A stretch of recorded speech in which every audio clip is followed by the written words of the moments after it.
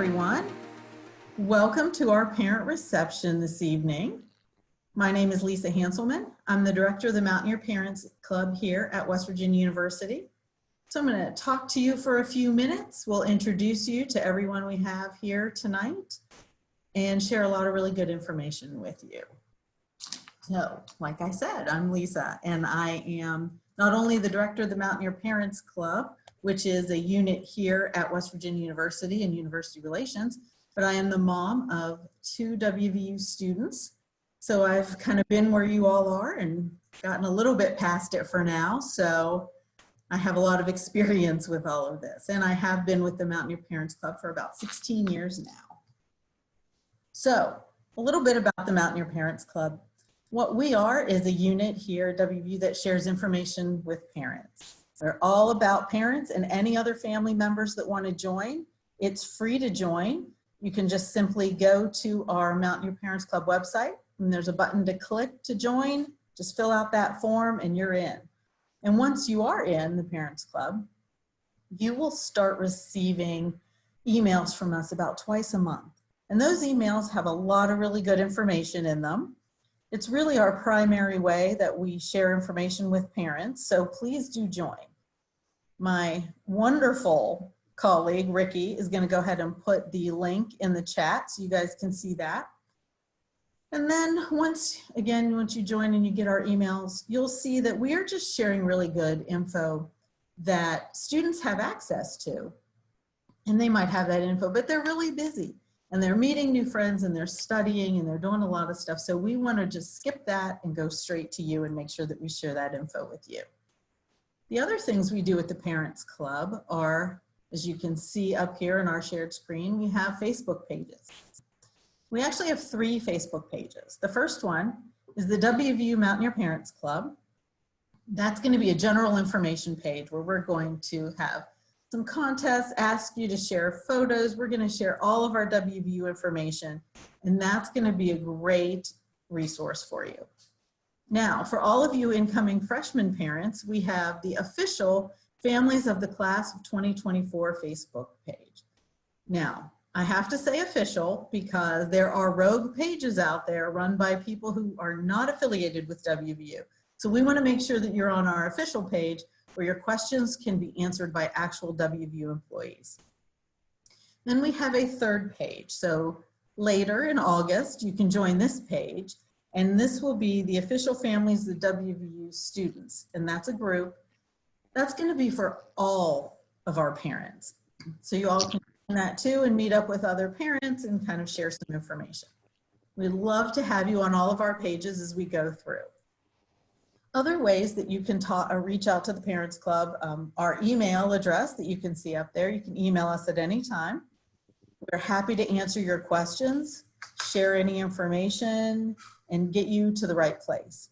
There is an 800 number that works with our office. It's 800 WVU 0096. That is actually answered by Katie Gallagher in an adjoining office, so she will take care of that for you. Other things that we want you all to know about: the Admitted Family Virtual Resource page is on the site, and that is a great resource of what you need to be doing and keeping up with. So please check that out. Again, all of this is going to be in the chat, so you don't have to try to keep up with what I'm saying or write it down. You can just view the chat and get all that info. And the last thing I really want to mention is that we have a resource for you on the NSO page called College Knowledge. That is a handbook for parents, and I do absolutely recommend that you look at that, check it out, read through it. It's a great resource for upcoming things, all sorts of WVU units. We have all sorts of important phone numbers and information that we've put together that we want parents to have. So we'd really appreciate it if you would check that out and read through it. And it's something that you can reference from now through your students' graduation here. So now you've heard about me, and we can talk about the Parents Club a little bit more throughout our evening here. But next up, what we're going to do is have some of our WVU colleagues introduce themselves. First up, our Dean of Students, Corey Ferris. Corey? Hi, everyone. My name is Corey Ferris. I serve WVU as Dean of Students. I'm a WVU grad, and I oversee an area that supports your students outside the classroom. If you know that there are 168 hours in the week, and your students are in class 18 hours a week, then I support your students when they're outside the classroom, from Adventure West Virginia to campus recreation, arts and entertainment, the Counseling Center, Center for Black Culture and Research, fraternities and sororities, service learning, housing, dining halls, lots of different things supporting your students. And I welcome you to this conversation, and I look forward to your questions a little bit later on. All right, thank you. Next up, Andrea Bebel. Hi, everybody. I'm Andrea Bebel. I work in the Eberly College of Arts and Sciences in recruitment and in academic advising. Eberly is the largest college at WVU, so we have over 30 majors. They span between the humanities, social sciences, and the sciences. So really everything from anthropology to psychology to neuroscience and forensics. So big variety there. Our office basically functions in terms of helping you through new student orientation, assisting with academic advising, and then finally certifying your graduations. So we sort of do it all from the beginning to the end. I'm very happy to be here with you tonight and hope I can answer some of your questions. Thank you. And next up, Barbara.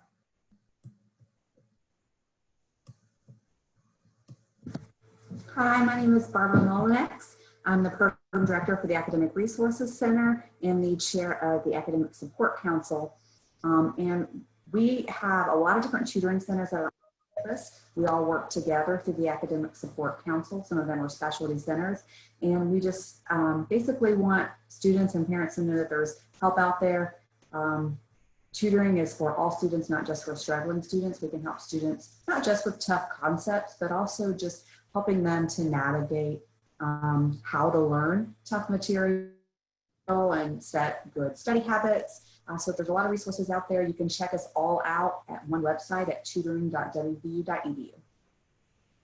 Thank you. Now, Rachel, how about you? Hi, everyone. My name is Rachel Dahl. I'm the program coordinator for New Student Orientation this summer. So I have been helping to develop the online program that your students have been going through, as well as the process for their advising this summer. So if you have any questions about what they're kind of going through right now and anything about preparing for their advising appointments or for the fall, I'm happy to help you guys answer those questions. Thanks, Rachel. And now, the two people who we could not do this event without. Let's start with Ricky. Hey everyone, I'm Ricky Huffman and I am the marketing specialist for the Mountaineer Parents Club, and I also do all the social media for our Office of Admissions. I am a three-time WVU grad, so I definitely am a big WVU fan. I'm also running all of the back end of tonight, so if you do have any questions about technology or something going wrong, you can always message me privately within the chat, and I'm always happy to help. So I hope you all enjoy your night. And Joel. Hi guys, my name is Joel Brown and I work here in the Office of University Relations. I am the Director of Brand Experience, which means I am in charge of a lot of events and experiences and working with a large team to produce a lot of fun recruitment events all over campus, on and off campus. And I get to work with your students in a number of different ways, and we're very excited to have you and hope you all have some questions. Thank you. Now, what we're going to do right now is go back to our Dean of Students, Corey Ferris, and he is ready to share some great info with us about updates on returning to campus and all things COVID-19. So, Corey? Thanks, Lisa. So let me talk a little bit about our return to campus. You've probably seen and read our announcement that we are planning to return to campus full force this fall. But we're going to have some changes. And so what I'd like to do is talk to you a little bit about some of those changes that are coming up, and then also recommend that you If you're a member of the Mountaineer Parents Club, pay attention to the emails that will be coming out, as well as make sure your students are looking at their mixed email accounts, because we will be announcing updates and changes to what might be experiences they've heard from siblings or their friends. So the first thing to let you know is when your students return to campus or come to campus for move-in in the fall prior to the start of classes, all students, and let me qualify that by saying all students, faculty, and staff will be tested for COVID virus. That test will be free of charge, but more information to come about that. But we'd like to have a marking point prior to the start of classes, so we know where our students are, and we can make sure that we're as healthy as we can be to start things out. When they do return to campus, and part of their arrival, they're going to get a welcome kit. And in that welcome kit is going to be a mask, a cloth mask, as well as disposable masks, some hand wipes and hand sanitizer, and a key device that students can use to push elevator buttons and open doors and things like that. But while students are on campus, masks will be required. There'll be a few exceptions that obviously when they're eating meals, when they're in their residence hall room, and obviously when they're in the shower and things like that. But masks will be required by all those who are on campus once we resume our operations and go back to campus. Our academic calendar is going to be adjusted just a little bit. Classes are going to begin on the previously announced August 19th. That part is not changing. There will be, we were going to have a fall break that's been canceled, but students will have 2 days off for the fall semester. It'll be Labor Day Monday and the first Tuesday in November, which is General Election Day. And that's a holiday for our students, a day off. Classes will then run through Tuesday, November 24th. And that's where probably the biggest change to our calendar is. In the past, under non-COVID conditions, our students finished a week before Friday of Thanksgiving week, but this year they will go all the way through Tuesday of Thanksgiving week. And then after Thanksgiving, classes will continue, but they will not be in-person classes. So your students will be able to stay home at Thanksgiving because the week after Thanksgiving, they will have 1 week of online instruction, and then the following week it will be their final exam week. And then just a little heads up about second semester, classes will resume on Tuesday, January 19th. That's a change from what we'd originally planned. It was originally going to be January 11th, I believe, but so classes will resume on Tuesday, January 19th. There will not be a traditional spring break, but there will be some spring days off. The students will not be in class, and then final exams will be the usual, what we had previously announced, May 3rd through 7th of 2021. Classrooms will be have a little bit lower occupancy, around 50%, some a little more, some a little less, but classrooms will be a little bit less densely populated. When your students move into the residence halls, they will be moving into their residence hall room with roommates if they have roommates. In effect, what your students will be doing is transitioning from their home family with you, where there's several people potentially living in their house, obviously with you, to their university family. So they will be in a room with roommates. If they have a room with a double room, which we will house 2 people, they may be in a single room, but nonetheless, they will transition their family life to Morgantown with their university family. Just to assure you that we will be working hard to keep not just the residence halls clean, but other campus areas clean. There will be routine and daily cleaning and deep cleaning of classrooms, of restrooms, and a number of other areas across campus. And the other area that I do want to talk about is we know that as we go through either our testing at the beginning of the fall semester or as we continue to monitor our students throughout spring semester, we know that we're going to have some students who will test positive. We'll be taking the lead from our local health department, the Mon County Health Department, as well as our own WVU School of Public Health and other medical experts and WVU Healthcare System and our Health Sciences Center. And if those of you that are from West Virginia, you may have heard of Clay Marsh, who is West Virginia's COVID czar and has been advising the government, West Virginia governor and other government officials. They're part of our advisory team that'll be guiding us. And so if our students test positive and they're living in the residence halls, one of the things that we'll be doing is we will be doing is providing them isolated housing where they will not be near others to help prevent the spread, but then obviously we'll be taking care of them by providing meals and food and making sure that their basic needs are taken care of. And then when I talk about those basic needs, I'm talking making sure they have plenty of internet access. Because that's probably the most important things for your students. So with that said, I will turn it back over to Lisa and we can continue on.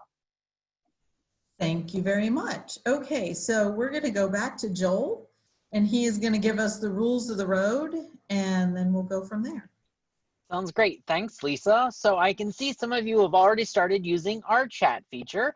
So down at the bottom of your Zoom screen, you will see a chat button. You can just press that button and then type in a question for us. So what we are going to go do is, and I will piggyback off of what Corey said. So Corey has provided us some great information about the return to campus, but please make sure that you're checking the return to campus website or emailing the return to campus email address, which Ricky has put in the chat. And that is going to be where you're going to get your information, your most up-to-date information for the return to campus.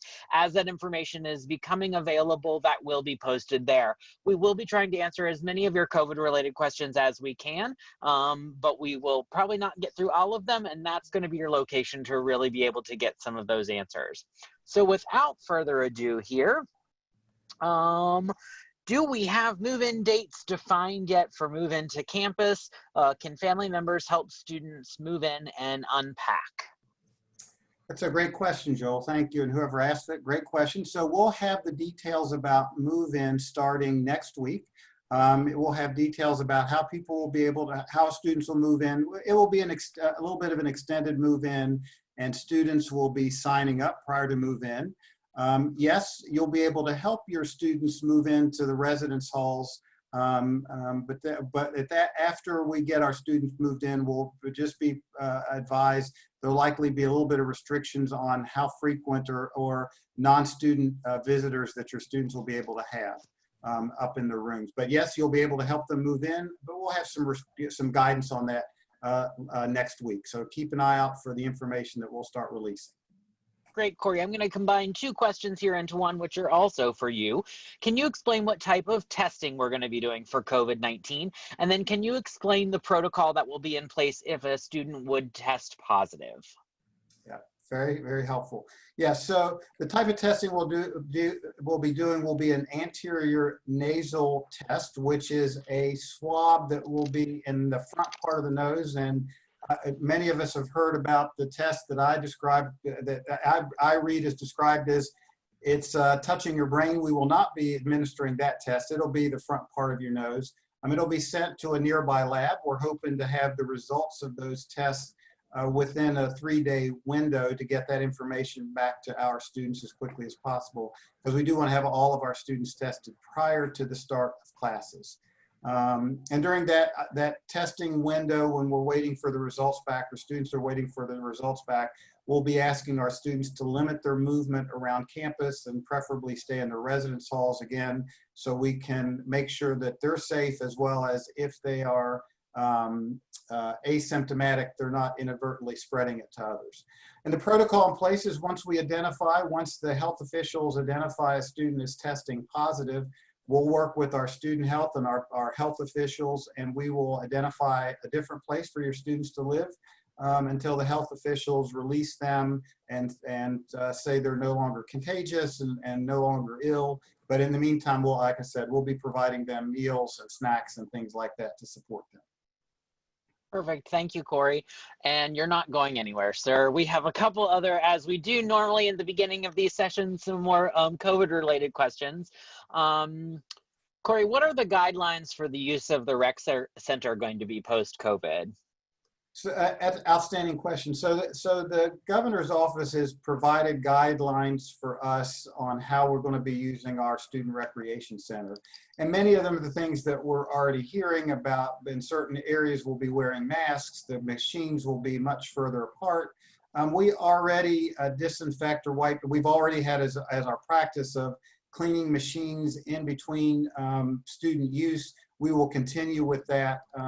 But probably the most noticeable thing will be not only will the equipment be spread out, but at this point, our gymnasium, the basketball areas, as well as our closed area where we would hold Zumba and other type of exercise classes, those will probably be closed at this point until we get different guides so we can safely operate them where we're not spreading the infection. So we'll be using the gym courts to spread out some of our fitness equipment.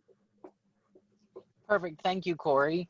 Let's see here. We have Mike ask, Corey, you mentioned that classrooms will have less students. Is that because of less students overall or more classes to choose from?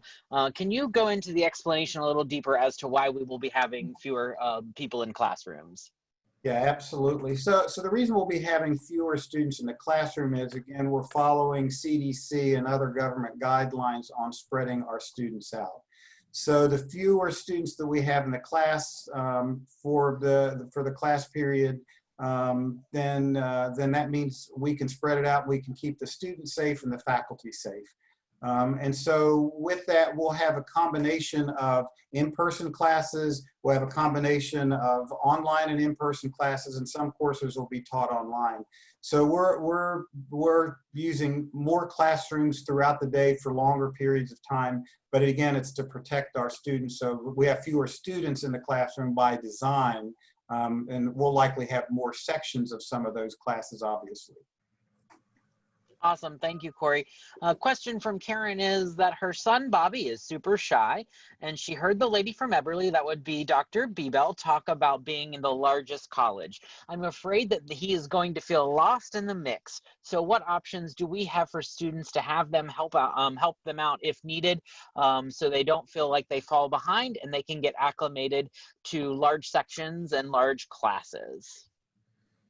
I can start that question off, and then maybe one of my colleagues in student life, because I think it really, the question gets at the core of what we all care about, and that's making our institution feel like home and making WVU and the Eberly College, and by extension, your son's major, feel small. And I had commented to you directly, Karen, in the chat, and I said, I always get the comment that we feel much smaller than we are because there's lots of opportunities to foster that one-on-one relationship building, particularly in the college. So that goes to academic advising, right? So building that relationship with the advisors at kind of the center of our mission, but also his professors. So even in these large classes, professors do offer office hours, which they'll continue to do. Maybe they may look a little bit different, and they have really truly an open door policy, most of them. So there's ample opportunities. And then on the student life side, there are clubs and organizations for almost every interest, I think it's fair to say, here at WVU. And I think finding who your people are, right? So what he's into and joining maybe those clubs and organizations can help him build his own little community here at WVU. And if I can add to that, one of the things that we're doing this year is doing some pre-scheduling of some of our students, where our students will be scheduled in what we're calling, the term is block scheduling, where they'll be scheduled in classes with a few other students. And so pretty early on, besides meeting new friends and developing a community in Bobby's or in any student's residence hall, he'll have a few classes. He should be seeing the same students over and over again to help build that relationship. Awesome. Thank you, Corey. Karen, I hope that answered your question. We have a question here from Brad.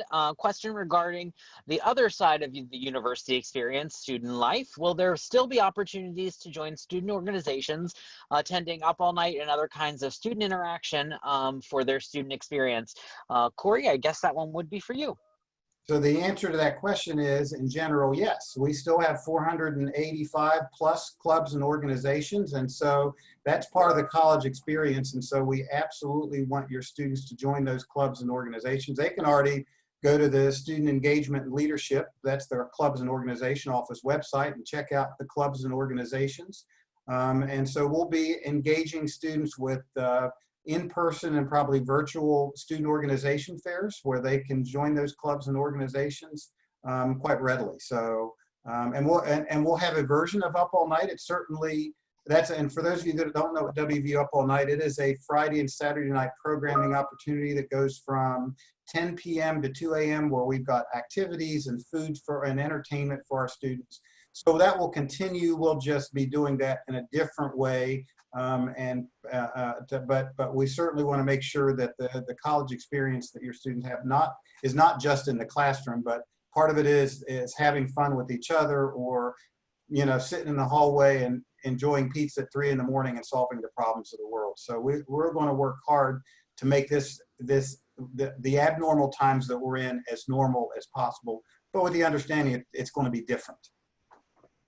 You gave me a great idea. As we work on all of these projects for Return to Campus, we should all get on Zoom at 3 a.m. and have pizza together, Corey. Now that students are registered, can they start applying for on-campus jobs, and how do they do so? Anyone want to take that one? Well, I'll take that one. Yes, your student can apply for campus jobs. Also, if your students have a work study, if they've become eligible for work study, that can be done as well. And that is done on a site called, or through a platform, called Handshake. Ricky will stick that in the chat, how you find that link. But Handshake is the platform that we're going to use, and what students are going to have to do is log on, and they're going to upload a version of their resume. It can be a very simple resume. They might not have a whole lot to put on one yet, but they put that in, and then they can look and see what jobs are available and apply for those jobs. And students should certainly consider applying for several jobs. You don't really know which one will be offered, so apply for as many as they like. And as they apply, they are required to put in what hours they're available. Some jobs are going to be during the day, some would be evenings and weekends. So whatever works with your student's schedule, they can go ahead and put in there. And then once they've applied, they will hear back from wherever they've applied, which I'll be honest, might not be till early August, but they will hear back from that unit and be offered that job, or if they're not, they can just keep applying till they do find one. Great, thank you, Lisa. Let's see here. Can someone discuss WVU's thinking on the mix of online and in person for incoming freshmen? And what is the ideal mix? That's a great question. Well, I'll start. I mean, one of the things that we know in particular for our first year students, it's important for them to build that relationship with their faculty members. And so we're working hard, especially for first year students, to make sure there's plenty of time that they've got to interact in the classroom with the faculty member. But there will be some classes that will be online, again, as we certainly don't have enough classroom space to make every single classroom, as I mentioned earlier, at 50%. So we know that there's going to be some sort of hybrid of some classes, or there may be some classes that will be transitioned totally online. But we certainly know the importance of having face-to-face interaction in a classroom in the traditional sense, particularly for students who are just coming out of high school, because that's the model they're used to. And it's not all online. So we don't want that for any of our students. Great, thank you, Corey. Lisa, this one might go to you. Any updates on football season or Fall Family Weekend? Well, for Fall Family Weekend, I am sorry to say that we will not be holding it on campus this year. We will not be having it in person. However, we will have an online version. We're going to have a virtual Fall Family Weekend. We're still kind of working out those details, but please do hold the weekend, October 2nd and 3rd for us, for at least something that we'll be able to put together. It's not ideal, it's not the way we wanted it to be, but it is the best way to go through our semester this year. We don't want to be irresponsible in any way and add anybody coming to campus and bring any germs or anything back. Keep our students and our community safe. So that's what we'll be doing for Fall Family Weekend. When it comes to football, well, there's no word yet, but that isn't really up to us directly here at WVU. That's really more up to the NCAA and the Big 12 and the Power 5 conferences. So as they are making the decisions, whether we'll have football or how football will work this year, we will just be going along with that. Hopefully they will be deciding that soon. Players in several schools have been coming back to campus to start some voluntary practices, and we'll see how that goes. We certainly hope we have it, but it will be different. Even if we do have football on campus, it will be different. It won't be 60,000 people sitting side by side in the stands. But once we get that information from the NCAA, we'll be happy to share it. Awesome. We have a question here about Welcome Week. Timothy says, I know official word will be out soon, but any preview as to how some of Welcome Week will work? Fall Fest, Food Fest, Monday Night Lights, all of those are a question mark. Corey, do you want to talk about this, or I'm happy to as well? Well, I'll let me take a stab at it. I mean, at this point, the most that I probably it's the safest for me to say is we know Welcome Week won't look like Welcome Week is in the past has worked in the past, because many of those have been larger group activities, and so we know we can't get our students in large groups. But we'll have different ways of welcoming students to campus. Great. We have a question here from Sharon. She says, can you explain the difference between dining dollars and Mountie Bounty? Oh, outstanding question. So dining dollars are dollars that are part of the student's meal plan that they can use in any of our eateries across campus. So their regular meal swipes will work in 4 dining halls, but if they want to eat in Chick-fil-A or one of our other restaurants across campus, they will use dining dollars. And those dining dollars that are not used for fall semester roll forward to spring semester, and at the end of spring semester, if it's not used, those dining dollars are used, then the students don't have them again. They forfeit them at that point. Mountie Bounty, on the other hand, can be used every place that dining dollars can be used, plus additional locations. They can be used in off-campus, select off-campus locations. They can use them to do their laundry, pay library fines, and things like that. And those Mountie Bounty dollars never expire. But and Mountie Bounty dollars are dollars that students or you as family members put on their accounts. It doesn't come automatically like the dining dollars become automatically with meal plans. Awesome. One question here. Our son will be in the marching band. Have move-in dates been defined for the band, and any special COVID-19 procedures for the marching band members? We don't have that information just yet. My best advice is to watch for emails and information coming from the marching band office as it relates to move in and any special procedures and anything related to the band. Gotcha. And Corey, can we go back 1 second to the dining options? Can you explain to folks exactly how student meals, which sometimes would be more of a buffet format, will be working post-COVID-19? Yeah, so dining will be different on campus.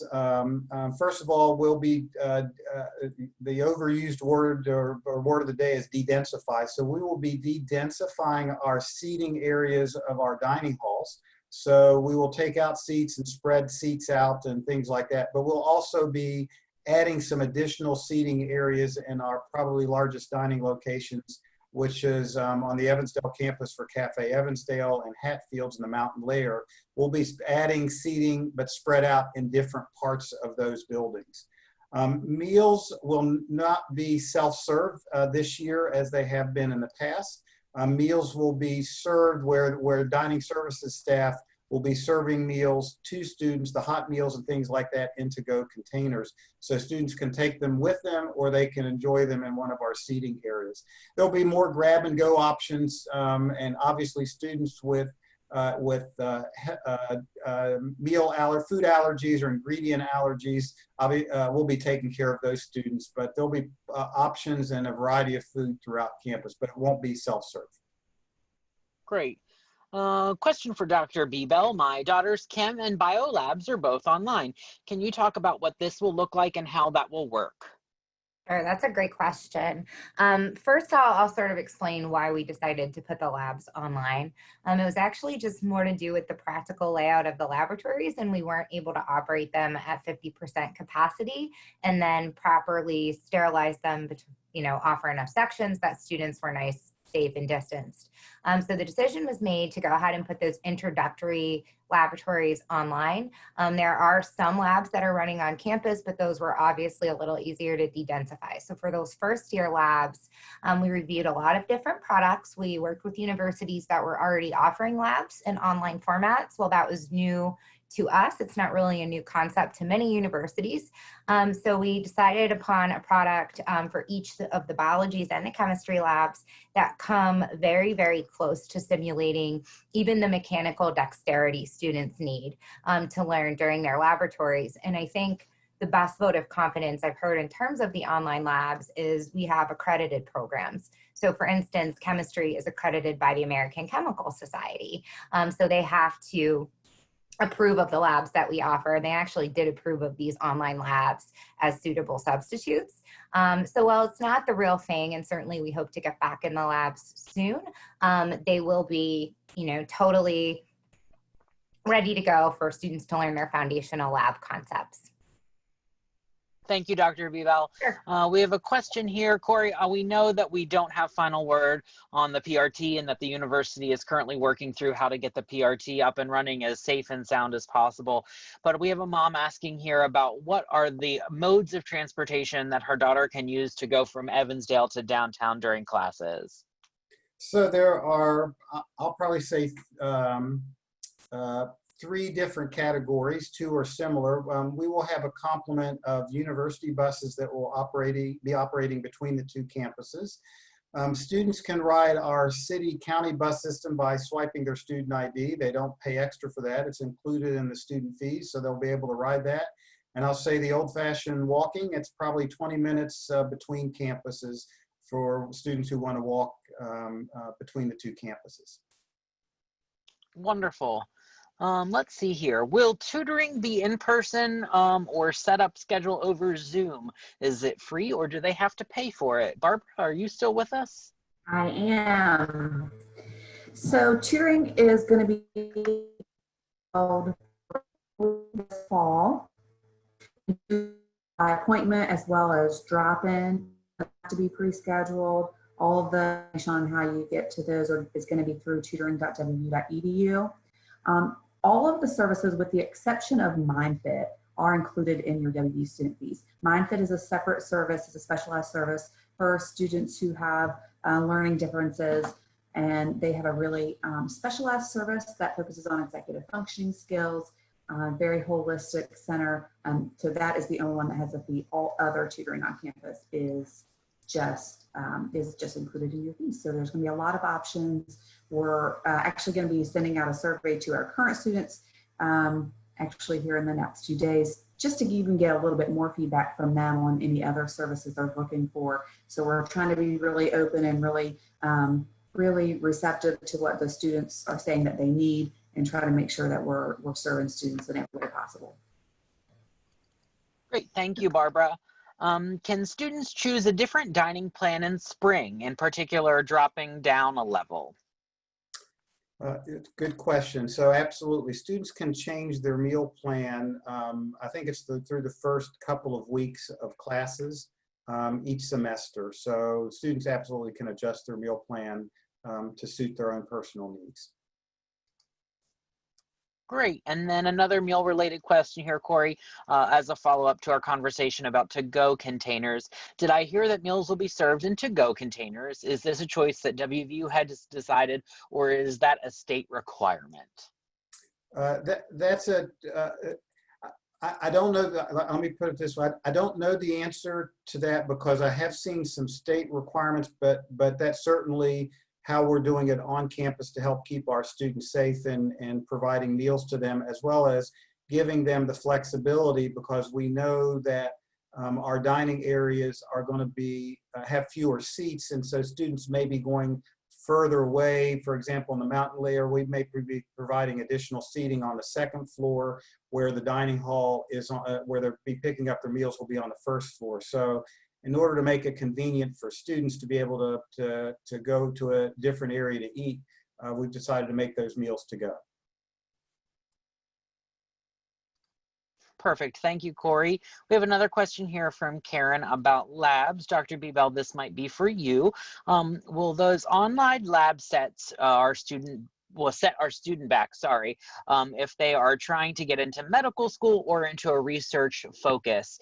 I imagine while they have to have close dexterity, in the simulation, I'm afraid further schooling options will see that labs online may choose someone else over my child. Can you answer that to a little more information for Karen, please?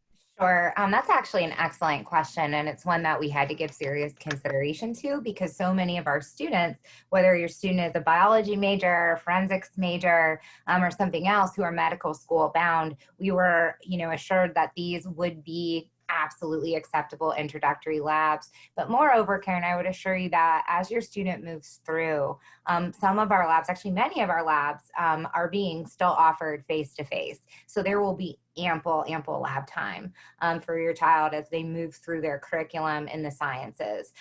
They will have ample kind of exposure to research, and they will graduate with the medical school prerequisite requirements in place. We do have a pre-health office as well, and I'm happy to put the contact information in the chat.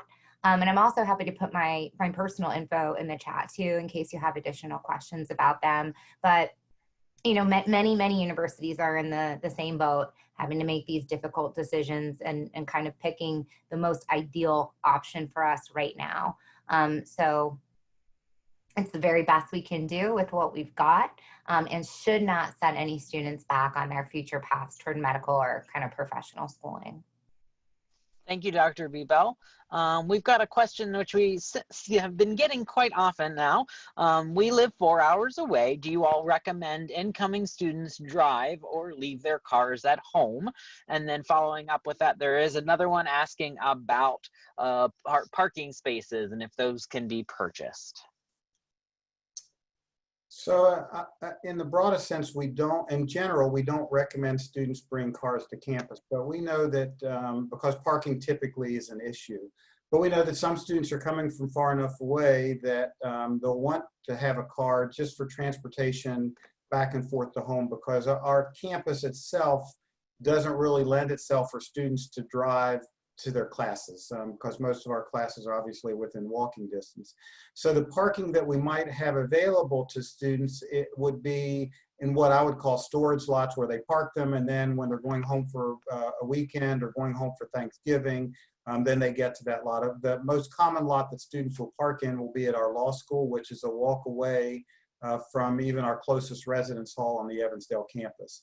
I just saw a note the other day that our transportation parking office has started selling parking permits for the next academic year. And so Ricky, you might be able to find that link and post that. But my recommendation is for your students to contact the parking office to see what's available, and then see how that permit works for where your student might be living. Wonderful. Okay, we've got a question here from Timothy. I think my question got skipped. He says, Timothy, I'm sorry if that was my fault. Does exercise physiology majors get to move in a day earlier than the rest of the students due to a meeting being held on the Friday before classes start? So we'll be announcing sort of that move-in piece, and it will work with our academic partners for any special programs that they might have. So just keep an eye out for that move-in information.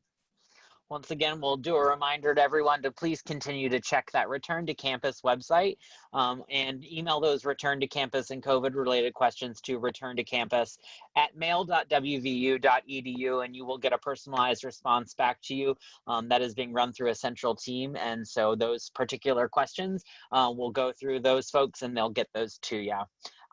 We got a question from Mike here. Are there majors that are more popular now or new ones due to COVID-19? That's a really interesting question, Mike. Anyone want to talk about that or what we're noticing as trends in majors currently? Rachel, I see you. Do you want to talk about that? You're on mute. There you go. I see Andrea unmuted herself No, too. I want Rachel to take this one because my answer is very cheeky. I was about to say all the majors. All of the majors actually touch this issue in some way. They really do. There are so many complex dynamics because of this kind of unprecedented in our lifetime event that there are very few majors that don't somehow deal with COVID-19. I'm sorry, Rachel, go ahead. No, you're fine.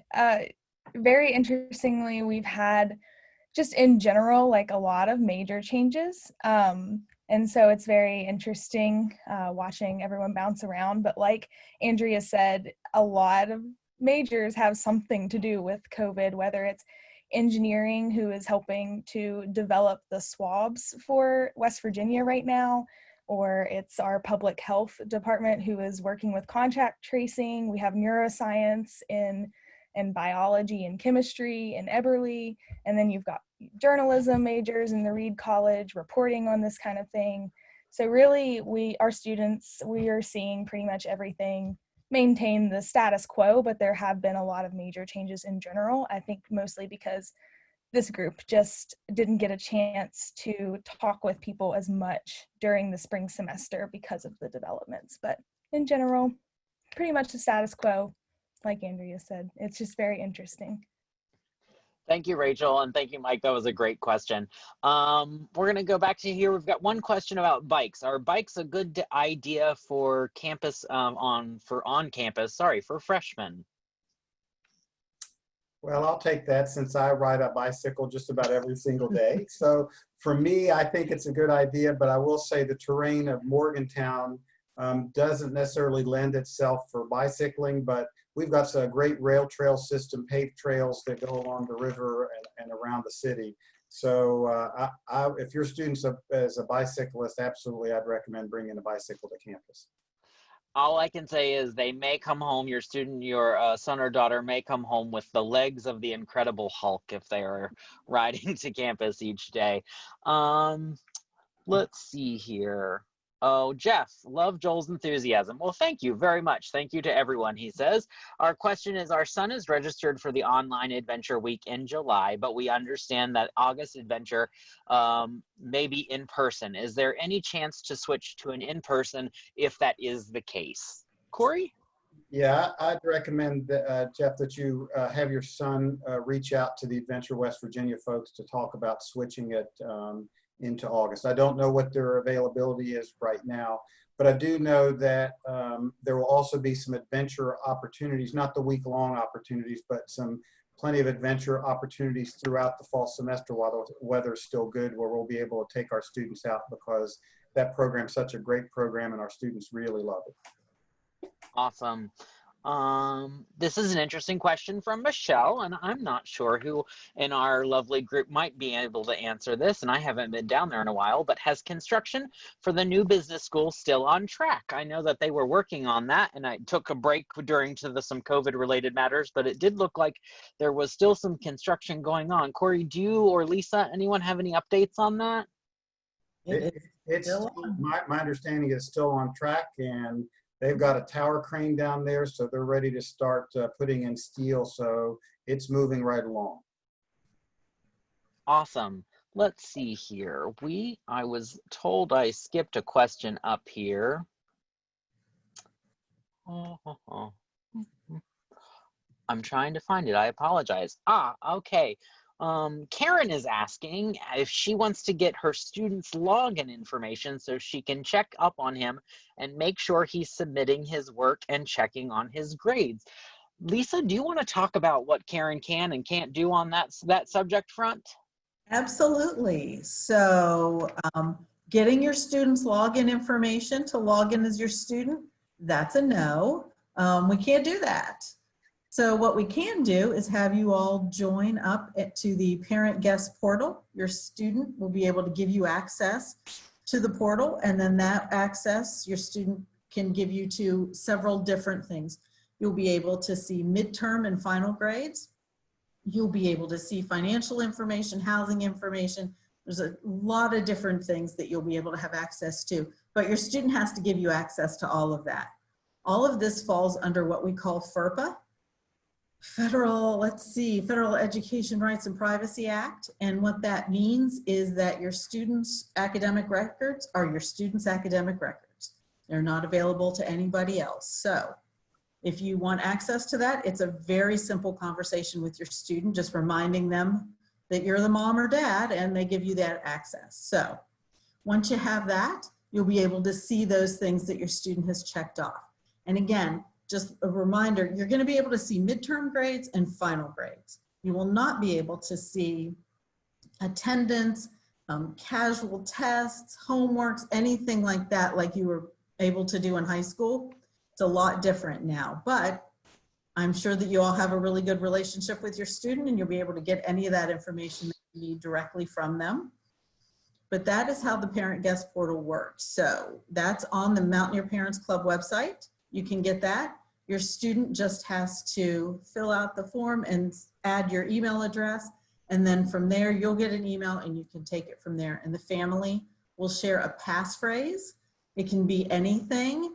And then if you were to call a WVU office, ask a question, need some information, you'll have to have that passphrase in order for us to speak with you. Awesome, Lisa, thank you very much. Rachel Dahl, we have a question here that I think might come to you from S. Burton here. She says, help, or he or she says, help. My student has registered for the virtual tour on June 30th. We have gotten 2 automated calls saying that he needs to register or won't be able to attend fall classes. We've sent emails and tried to call in. Can you please tell me how to fix this? I'm guessing that this may be a virtual visit with the visitor center and then also some calls about NSO possibly. Can you help this family out possibly? Yeah. I threw my email in there in the chat for them to just send me their student's name. I'll look into specifically what's going on with them, make sure that they're all set up. But just in general for NSO, so everyone knows, there's kind of 4 steps to the process. So the first step is completing the online program, which your student will log into with their own username and password that they use for all of their other WVU things. After that, once they complete that, the next business day, they should get an email telling them to sign up for their pre-advising appointment with an orientation leader. And so then they'll have that appointment, and then either in that appointment or right afterwards, they'll have an appointment set up with a professional advisor in their school or college, which is where they'll finalize their schedule for the fall semester. And then after that professional advising appointment, the other thing that they will need to do is attend a WVU 101 webinar, which they can sign up for that on the orientation website. There's also other webinars that are going to be taking place during the month of July for them to attend. There's quite a variety that we've got planned for them, so definitely make sure that they're checking out the virtual events page on the orientation website. Fantastic, thank you, Rachel. Let's see here. Will COVID testing be done throughout the fall term? Corey, do you want to talk a little bit about what our protocol is in place for the testing? Yeah, so students, as I mentioned, students will be tested prior to the start of classes when they arrive for move-in, but there'll be other testing that will be available. And certainly if when students go to student health, for example, if they're not feeling well, then the student health folks will be able to administer that COVID test there at student health. So some of it will be, certainly some of it can be driven by how a student feels and the student working with student health, but the other piece could be is if your student has been in close proximity to a student who's tested positive, and through the protocol that the health department and student health and the other healthcare professionals say, you've been in such close contact, we want you to be tested again, and the health folks will reach out to your students and advise them to take the test again.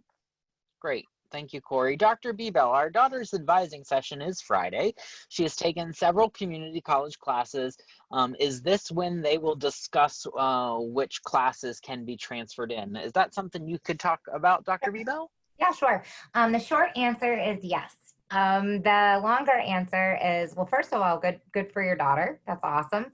And the advisor can definitely kind of walk her through how those credits are going to come in. The only thing I would say is that if you haven't already had her official transcripts sent to WVU admissions, to go ahead and do that. If that step's already been taken care of, wonderful. But as long as she mentions that to her advisor, they'll make sure that those credits are accounted for. That's a wonderful question. Awesome. We've got a loan question here from T. Bowman. The loans in the aid package, does my daughter need to apply for that somewhere, or is it automatic?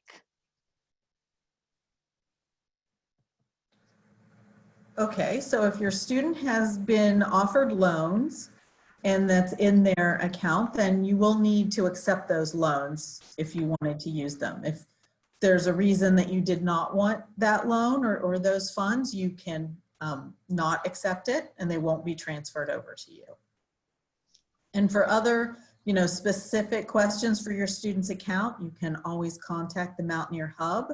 You can phone them at 304-293-1988 or visit their website, and they can specifically look up your student and give you information regarding your own personal finances. Awesome. Thank you, Lisa. Two questions that are COVID related for Corey here. Are weekend visits home allowed? So will students be able to go home for the weekend? And then another question here from Christy asking about masks and where exactly the students will be required to wear their mask. Her son is a little concerned about having to wear a mask all the time, and she is just wondering where they will be required. So the masks will be required whenever the students are on campus, and whether they're in a building or in the residence halls, that where they are not required to wear their mask will be when they're in their own residence hall room, or when they're eating meals, or when they're in the shower, obviously cleaning up for the day, brushing their teeth and things like that. But otherwise, when they're in the student union, when they're in the hub, when they're in classroom buildings, in class or walking in the hallway, in the public areas of the residence hall, students will be required to wear masks.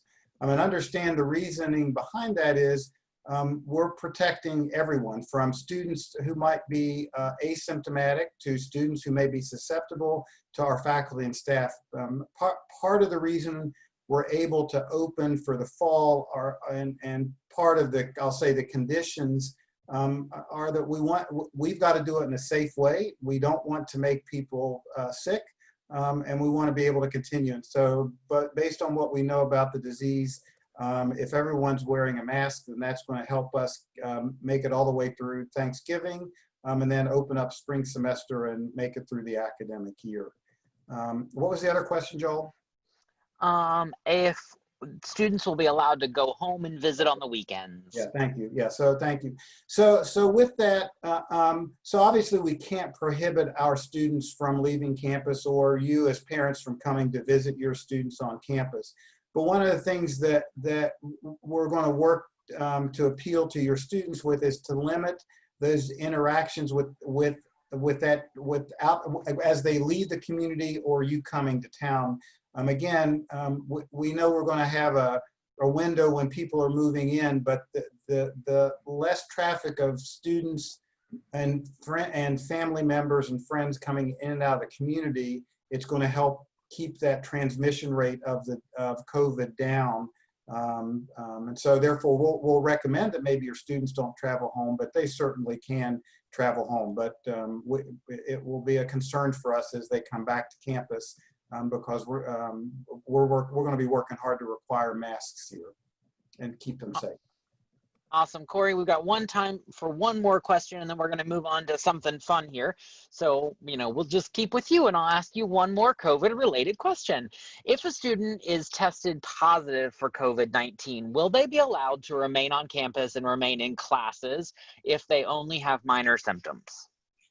So the guidance that our health folks have said is they will be able to remain on campus, but we will provide some isolation housing for them where they will be away from other students, and we'll provide meals and support for them.